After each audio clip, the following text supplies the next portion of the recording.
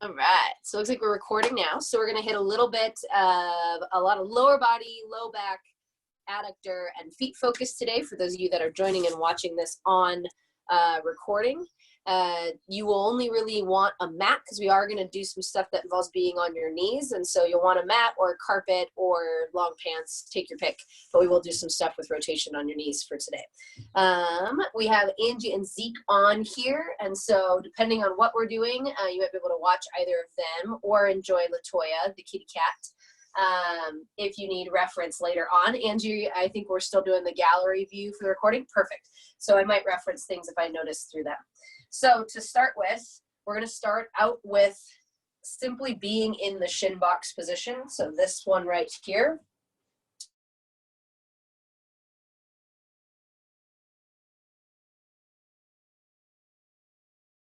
So when I've shown you guys that this is an option of something we can do, but then we move on, we've never spent the time actually doing it. So we're going to do it together today.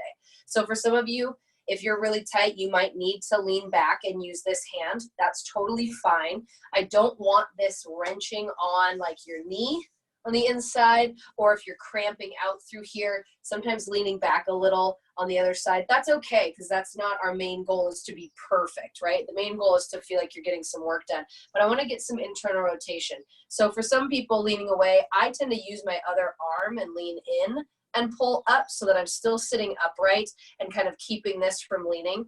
But again, if you need to lean back, that's fine. And you're just going to try to get it up to a position that you can then breathe and relax in for a second. Even like relaxing so your arm doesn't feel like you're working really hard to pull it up. Try to be as relaxed into that position as you can. And then while you're there, I want you to squeeze this glute, so this butt cheek. So it's almost like you're trying to extend that hip and then relax it again, and extend it and relax it while you're still holding. Your arm might get a little tired, just so you're aware, and that's okay. But squeeze and relax for a few of them. And then what you're going to do is you're going to try and let go, but keep the foot there. So notice mine dropped quite a bit, but it's still off the ground, and I still feel it activating, and then slowly lower to the ground. If you can hold really well, great. Maybe you do some reps. You might be like, I can't hold it all, but then your goal is to lower it as it falls as slow as you can. Then sit upright again. Okay, if you need to, you can lean out of it and stretch here real quick for a second so that it elongates. Some people cramp up through here, and it just feels good on low back and mid back anyways. Then go ahead and turn back to facing, and you're going to do it again. So we're doing internal hip rotation by doing this. This is rotating the hip internally. It also forces firing in the outside of the hip, which I like because we use that in all of our stabilizing for squats, deads, everything else. Okay, and then if you want to, squeeze that butt cheek a little into extension and relax. Squeeze a little and relax. Some of you, you might cramp up just enough as is. Maybe you just need to back off a little. That's fine too. And then now try to hold it. If you can hold it, great. If you can't hold but can try to slowly lower it down, that's fine too. And then go ahead and unturn again. And then carefully switch sides.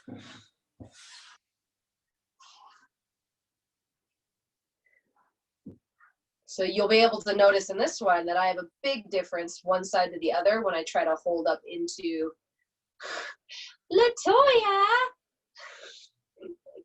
That's my favorite part about coaching this class, is when people's pets and things around their house come into play. So pulling up on that other side. Again, if you need to lean back in order to pull up, that's fine. We're going for the hip. I'm not as worried about your posture, but I like to kind of push down and away to challenge myself. And I pull up, and then after you kind of have gotten it there and are relaxing into it, breathing into it, letting things kind of be chill in that position, I'm going to squeeze my glute. So this side this time, and then relax it, squeeze it a little. Maybe I can intensify how much I can turn my hip when I squeeze. A couple times.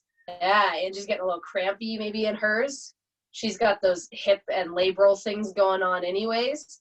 So this might be rough, and that's okay. Taking breaks, like I said, leaning away sometimes can feel really good if you're getting a cramp in it.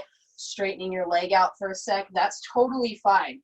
Some people, even just sitting in this position is enough internal rotation. They don't even need to do the lift. That's fine. But then your goal is to, if you can do it, try to hold. You'll notice that one drops way down to the ground, and I lean away in order to keep it up. So for that one, maybe I'm just trying to lower it as slowly as I can so it doesn't fall. I'm dampening the fall, and that is still working those muscles. So then let's turn away from it a bit. Relax it if you need to. Feels good in the back anyways. And then we'll do it one more time. Okay, so pulling up. Again, you just sitting like this might be all you can do. You maybe just trying to lift it is enough, or maybe you only come off the ground just a little bit and you lean away, you use that other hand, whatever you need to do. I don't want it cramping up uncomfortably, but I do want you to feel like you're using it and stretching it. So I'm just going to remind everyone that's doing it the same pattern I am. I'm now engaging that glute for a couple reps. And then I'm going to try and maybe start a little higher and hold it so that it slow lowers back to the ground. Then I'm going to turn out of it one more time just because it feels better. And then let's go ahead and come to center. We're going to do some things before we go through active shin boxes. We'll put it all together here in a second, I promise. We're going to crisscross our legs on purpose. And then you're going to fold forward. So we had a request for some low back, but this one's also a really easy thing to throw in to hips with a shin box. So you're going to crisscross. I don't care which side's under, whatever is most comfortable will probably be what you default to. And you're going to fold forward. If you feel pain in your low back, then instead of folding forward, think about pulling yourself in instead of folding. So that'll look more like this. So I'm going more extension and neutral in the back, but still pulling into the hip. Or you can fold and let it relax. It'll offload the low back a little. It'll probably offload from here up. And then you'll also feel a deepening into the hips, maybe underneath the leg, depending on what's tight for you. Keep holding it for a little bit longer. You can tuck your head down a little bit and stretch through the neck, whatever's comfortable to you, or even maybe just a little bit uncomfortable but feels good, like a hurt so good. I don't want it to be a hurt so bad. Otherwise, don't do it, right? Hang out here for a little longer. Really breathe and let your knees and legs relax as much as you can mentally send that energy there of just unclenching. We tend to grip and grab things we don't even realize. We think we're relaxed and we're not. Mentally take your head to wherever that tension is and say, chill out, relax, unclench. And then go ahead and come back up. Now you're going to switch.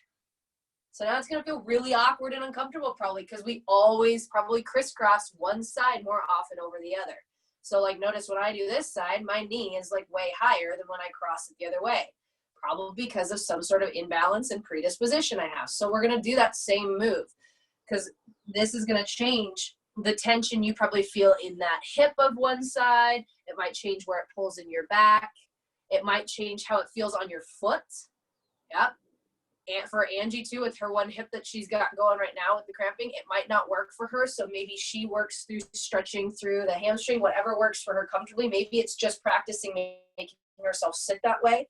Anybody can do whatever works best for them. But I encourage you to try some of the things we always do one-sided to do it the opposite side. Same thing if you're sitting at desks a lot lately, like switching the side that you tuck underneath your butt when you're sitting on a stool, or switching the side you crisscross your legs, or not crossing your legs. That's good too. It's really great. We can see with Zeke's camera and his lens, the fisheye lens, you can see how his look from this side angle, he turns sideways, which is really nice. So that you guys can have an example there too of another way that someone might look doing it. I'm way tighter this way. I'm going to take the next like 15 seconds. We're going to hold this before we get out of it. And I'm just going to think, okay, everything's clenched. I'm going to loosen those. I'm going to send thought to whatever's clenching, whatever's gripping and grabbing in whatever glute or side. And I'm going to say, chill out, like let go, try and breathe through it. It's almost like a challenge or a plank hold. I'm going to try to do a relax hold, which is a lot harder for me. And then carefully come up and out of it, guys. So for this one, now that we got a little bit more through the internal and external rotation of the hips, so external this way, this way, right? Internal through this. We're gonna go back to our shin box side.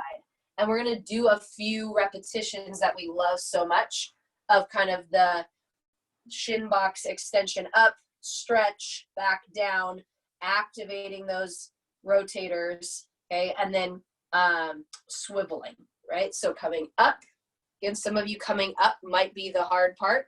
Use momentum if you need to. If you don't have to use momentum, challenge yourself to engage your glutes. You might feel a stretch right here. I do, right? Your next part, try to keep that mobility and stability going by taking that leg up and controlled. And you could come into either an adductor stretch, so you're kind of out to the side, or you can come out forward and get some hip flexor. I'll let you guys play around with it. I tend to go back and forth a couple times. And then I come back down. So there's also test your mobility by making you activate the hip to stabilize and then slow lowering yourself back down, right? So I usually will do that. I'll do it a couple times to one side, and then I'm gonna swivel. I try not to use my hands. And then I'm gonna do the same thing.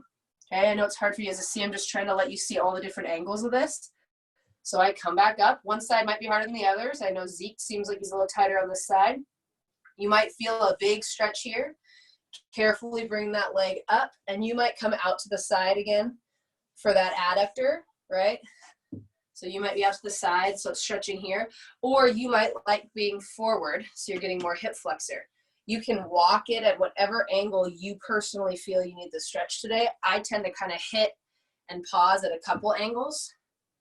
And then again, I work my stability and strength, and I go back. And having to swivel it back in this active movement is really great for getting mobility through my hip. And then once I'm there, I'll swivel it back the other way. So I'm trying to kind of move into positions for you guys to see. And I'm going to do it one more time on each side for the purposes of our video. You guys can move it as fast or slow or hold as much as you want in whichever position along the route. Rose just staring at me. She's like, excuse me, just don't interrupt my rest time because I'm sleeping here. Thank you. She's just so glad I'm back home because I left her to go to work this morning, and she's gotten used to having us at the house.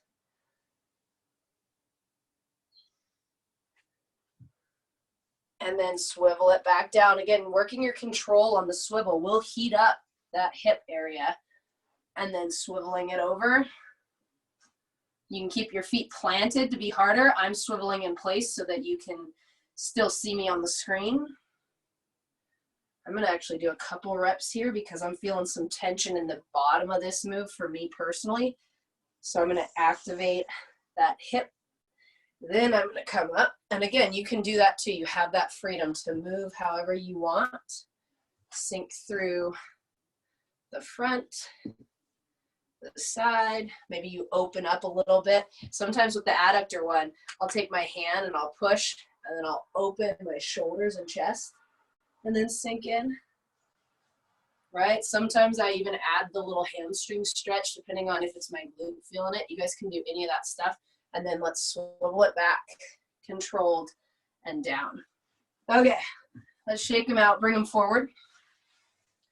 We're gonna do a couple of low back ones now per request, and it fits perfectly with all the other stretching we're doing. So we're gonna come around and we're gonna start out into a puppy dog style pose. So we're up, our feet are up. This will be also a great intro into stretching our feet that we'll do a few toe movements and stuff at the end. So you're gonna plant your toes, right? So as if you were sitting on your feet. We're gonna hold here for just a second before we go into the puppy dog and let your feet and toes spread and sprawl a little bit. Get them used to being a little weighted for a second so that they feel like they're getting a stretch. Because a lot of us struggle with that. And then go ahead and you'll rock it forward a little bit. Arms and shoulders are out. This is gonna get kind of upper back and stretch that thoracic a bit. For some of us, our lats and chest as well. This way our toes are getting a little bit more warmed up and stretched across the bottom of the foot. You're getting some mid and upper back sinking down. So again, this is, I think it's called the puppy dog, something along those lines. They never claim to be the best yoga style mobility person, but if you wanted to look it up. And then let's go ahead and put our feet flat on the ground to stretch the tops of our feet. And we're going to sink into more of that kind of child's pose. I think this is child's pose. Yes, Angie or Zeke can correct me if I'm wrong. But now we're actually sitting butt to heels. We should get a little more low back from this and some shoulder. And then go ahead, and as we're doing it, bring the arms back and let your forehead hit the ground. If you can't let your forehead hit the ground, you can bring your elbows underneath. But I really want it to be about stretching through that back. If you want a little more stretch through the hips, you can do a bit of a saddle where you actually kind of go to the side with your knees. That's fine for that one. Getting a little bit back, a little bit more hip, because why not? And then let's go ahead and we're gonna stay seated in that kind of saddle position, and we're just gonna do a few pumps for the low back. You can do this while you're laying down if you want. You can always come up a little bit, but be down like this. I don't have enough mobility through my thoracics to let it make it all the way down to my pelvis, so I sit up to do it, up to you. I put my hands here. And then what we're gonna do is we're gonna do kind of, it's called a clock a lot of times when you're doing pelvic tilts, but it's really great for your low back. So if you picture that you have, like, here's 12, here's 6, and then you have your 10 and 2 or whatever it is, or 10 and 2, so 9 and 3, I can count. 3 of the clock, you're just gonna go in different directions. So I usually start out trying to kind of take 12 down to 6. So tilting 6 up and then away, right? So this is me taking my belly button towards 12,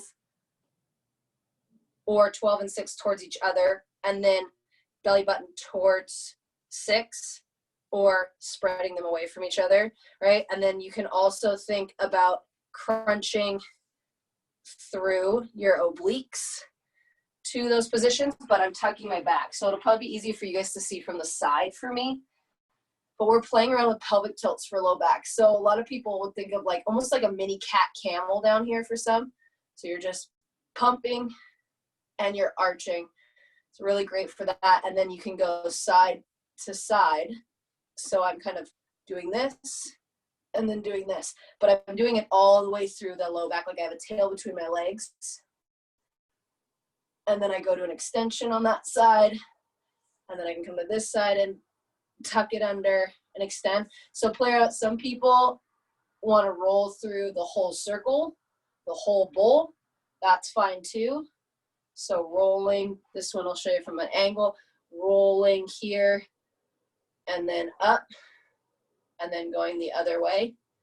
You guys can pretend like you're filling a bowl of water, but play around with that one. That can actually be a really nice little low back release that plays with the discs and pumping the discs. It also can help with actually making your pelvis move separately from just your back. So there's a little bit through there. Okay, now we're gonna go ahead and hit some foot stuff per request of Zeke. So we'll throw in a few exercise things, and for that, I'm gonna move this so you guys can see my feet a little bit better with what I'm doing here. Okay, so I always like, you can totally have socks if you're someone that's super big into socks, but shoes would be very difficult because you can't see or feel splay and spread as well of your foot. So socks are fine. I like doing it without socks because then I can watch each toe and foot move a little bit differently. Right, so there's all sorts of different stuff we can do with it. But what I'm gonna start with is we're gonna start with just movement of our Tootsie. So you can sit up on something, you can sit down on the ground, is totally fine. This will just be easier for you guys to see mine. So what we're gonna do is we're gonna start with activating just the big toe and leaving the other parts of our feet flat. So I'm gonna pull the big toe up, and I'm thinking about really leaving my foot and other toes flat and spread. I'm not gripping, I'm not picking up all of them.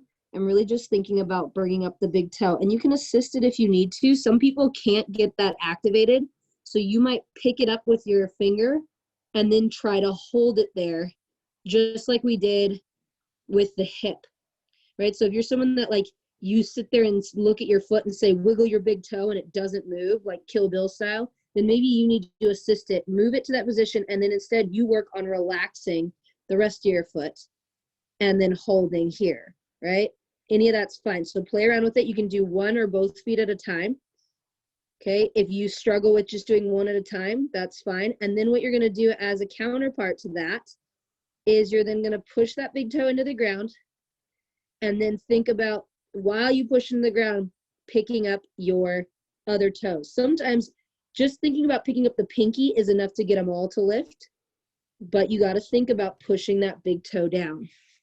So on this side too, for the angle, right? So if I'm pushing everything down, so I'm thinking about pushing all of this down and in and pushing that guy in.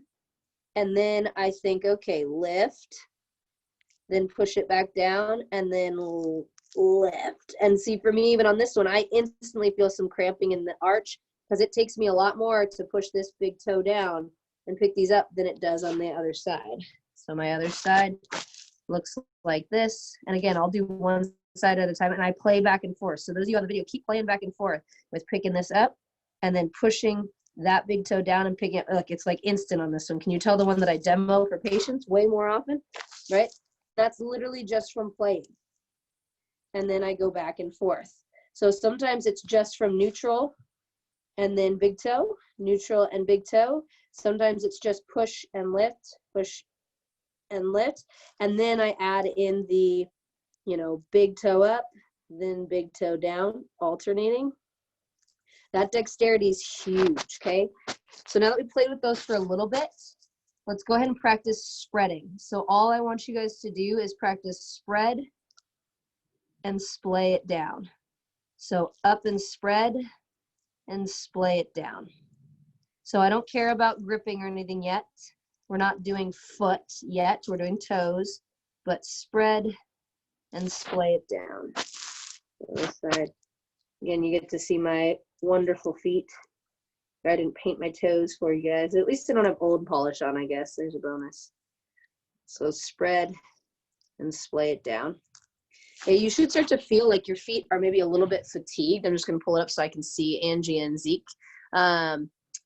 But you should feel like your foot is actually getting kind of warm, or your toes are getting maybe crampy, or your underfoot is getting crampy and it's getting used. The next thing that we're going to do is we're going to do where you work on the arch of your foot.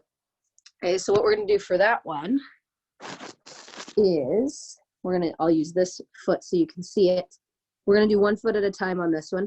So you're going to press your big toe right here into the ground, and toe and the joint of the toe right here. And then what we're going to do is we're going to grip into the ground. So you'll notice I got a little bit more arch in that one. And then what it looks like from this side is I'll grip into the ground, and then what I'm going to do is I'm going to try to torque through to make, you see that kind of light up there? So on a carpet, the carpet will move a little, and that's fine. But I'm trying to like turn my tibia without rolling my foot out. So what I'm trying to do basically, if you can see from this angle probably a little better, is, you know, when we go to squat and we like grip our feet into the ground, we add that torsion through our foot. I want you guys to actually do that same exact thing, but you're pushing your foot into the ground, your toe into the ground, you're gripping, and then you're rotating. So it gets you a little bit more activation kind of through here, right? So it's not a lot. It's not a very big move, but you can see when I do it on mine, it lights this up. These muscles come up to the surface. I can feel it in my knee, and I get more of an arch. And you might not feel much of anything right now. You might be like, I'm not feeling anything. Put your hand back here under your knee, and then try and turn that, like turn your foot, but not letting it actually turn. Let the carpet tension stop you, and you'll feel that turn on. You might just not have a ton of strength or feeling in that area, and that's okay. They're not big muscle groups. It's just activating it. So keep playing with it, and I turn it off and back on. And then relax it. Now what we're gonna do, just to kind of fold in the opposite way, is just to try and basically on purpose, almost try to like spread and collapse the arch a little bit. So this should feel like we're kind of rolling out and then rolling in, rolling out, rolling in. So you'll notice, hopefully this is visible enough. It's easier in person when I can pick and poke and prod at your own feet, and then rolling out, and then rolling in. And I get some fatigue going in my feet here. I don't know about you guys, but I feel it in my toes. Okay, so now go ahead and play on the other foot. So we're gonna grip, push in, try to make that arch of the foot. I'll go like this for you guys so you can see better. So grip, push in, and then again, it's kind of that torque position. You might even feel it up into your hip a little, depending on what you're doing. And if for you it's too hard to do while sitting for this one and you need to like mimic that beginning of a squat, you can stand, grip, and then turn. If you need to have it come from your hip, because that's how you cue, that's fine. But you'll notice that I'm creating that arch here. I'll get a little closer. So here, grip, and then turn. And that turn turns on these muscles, gives me a little bit of an arch. So from this angle, push my big toes in, grip, and then turn. Now I didn't tip my foot at all, but it created more of an arch through here. And then go ahead and play with the rolling. So again, spread and roll. And kneel so I can see what we're doing. So here, and then out, and then here. So that looks like this. Rolling in and tucking. So this one I'm actually rolling my foot. And I start to feel on this side, because I had a bum ankle on the outside here, I start to feel this all through here on this foot, because I clearly have sprained it enough that these have gotten lax, that I start to get fatigue all the way up the sides of this foot. Okay, and then the last thing that we're gonna do is we're gonna play around with stretching it ourselves with our hands. So go ahead and you're gonna put, I tend to do the same side, but you can also do opposite side. I'm just not very flexible. You can do whatever works, and you're gonna interlace your toes. And you might only get like, you know, between your pinky toe is like just the tip of your finger, and that's fine, right? Can you guys see mine? So it's interlaced, and then you're gonna do circles with it. And then I also do like figure eights. And it might be really uncomfortable for you. You might be like, my toes don't spread like this. Maybe for you, you only get to spread the first couple because you're so pinched up from wearing shoes. That's fine. And then I just adjusted all of my toes. I just pulled mine forward and then back. Sometimes I go side to side. And then lastly, I take my fingers out and I'm going to pull up on my toe. So I have my knee bent right now. I'm not using my knee at all. If you're sitting, you can sit crisscross and do it. You can grab this side. Sometimes I'll grab around the toe and I'll pull into it. And then while you're doing that with anything I've given you guys ever, move this over, you can always add a little resistance, right? So I'm pulling up and pushing back down against my hand to meet the resistance. And then I relax and I bring it all the way down. And then I'm going to try and push that way and not let my foot go. So I'm meeting resistance there and then let go. And then I can come back up, pull it up, try and pull it with it, not let it go, and then relax. So you can always add some resistance into your stretch in the opposite direction to try and activate that muscle that you're stretching so that it gets a deeper stretch on it. Okay, let's switch feet. So other foot, interlacing it. Like for this one, for me, one, it was my harder foot to spread and sprawl when I was demoing to you guys. It's also the harder one for me to actually fit my fingers in between. So clearly not a coincidence there that it is 100% tighter for me through all these muscles and things because I don't spend as much time splaying them and spreading them. So practice does help. And again, circles one way, the other. I do kind of figure eights because our foot in general moves in a bit more of a figure eight style pattern when we walk. I go forward and backward. Play around with it. Spread some time with some space. If you're someone that's been into or heard about like the toe spacer craze, like it's not a bad thing. It's just giving your feet time. I'm a fan of just like barefoot stuff when you can. Go ahead and then let's stretch the foot and the toes with our hands. So I'll sometimes just grab the big toe to start, then I'll get all the toes, and then I'll pull up on my foot. And then again, a way to kind of deepen that stretch on the calf. We did a bunch of calf stuff on Tuesday. If you want something that's super all about calf and not about like just the bottom of the foot and the toe, go watch the end of Tuesdays. And then again, sometimes I push back into it and I don't let myself go. And then I relax it. And then maybe I go down into the top of the foot stretch. And then I resist. And then relax. So a couple more times each foot, whatever floats your boat. So I kind of picked a hybrid of all the different types of foot ones I've thrown in before. Hopefully that works for Zeke. He had mentioned a request of getting some stuff activated, but still giving you different ideas than all the same ones we've done before. Another good way that feels good, that sprawls it, is to have a good stretchy band and to do those foot, ankle, dorsiflexion and plantar flexion against a resistance band, and out and in with a resistance band. I don't have one with me right now, but in case you're wanting that one, Zeke, take your resistance band, put it around, and then you'll push down, and then you can pull back, and then you can go to the side, and you can go here, and I'd be holding the resistance band and adding or decreasing resistance there, and then getting that nice stretch. That could be another one to throw in if you want to snag that after this, so that you can then add that up the leg, since we did more foot specific stuff today. Other than that, before I end the recording portion, because sometimes you guys might have really awesome questions if you're on the video for people that chime in later and watch that they were thinking and didn't get to ask me in person. Is there any questions or things you're confused about or curious about from today's video? Perfect. Awesome. So I'm going to end the recording. Thanks for everybody that is watching this at a later date.